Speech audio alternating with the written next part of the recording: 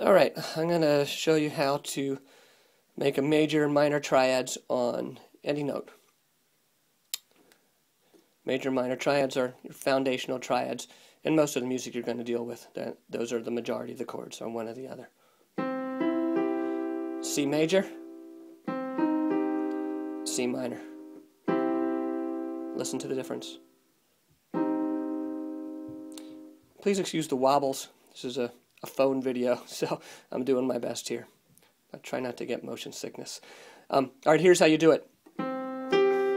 You find the note you want to start on. Let's say we want a C chord, a C triad. Then we have to find the exterior interval. It's always a perfect fifth. What does that mean? Well, you just count up 5 notes. 1, 2, 3, 4, 5. If you know your scale, it's the 5th note of the C scale.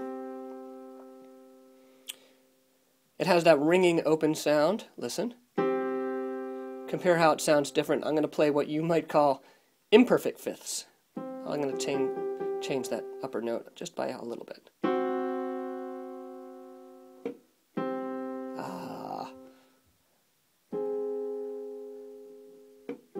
That's the sound we want. Melodically, it's actually the first couple notes of Star Wars.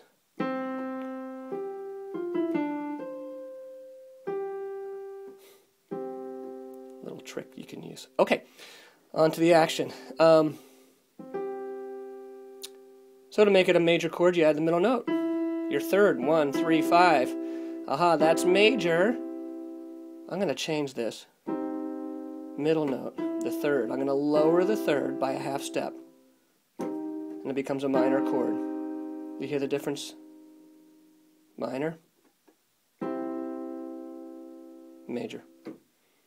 Let's try it on another note. Let's go to D. There's my 5th. Oh, that sounds good. That's a perfect 5th. Let's find that third note. 1, 2, 3. Okay, that sounds minor to me. So I take the middle note and make it up a half step. Go from F to F sharp.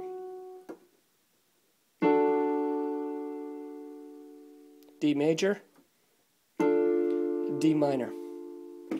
Let's try one more. Excuse me. It's that time of winter. Let's go to A flat. Down here. Let's count up 5 notes. 1, 2, 3, 4, 5. That's a 5th, but doesn't quite sound right. So I'm going to take that 5th note. I'm going to bring it down a hair. Bring it down 1 half step. That's what I want. There's that ringing sound. Little Star Wars action. Okay. Now let's find the middle note. 1, 2, 3. Aha, I've got A flat, C, and E flat. That's major. I'm going to lower that C to a C flat. Which also looks exactly like a B on the piano, doesn't it?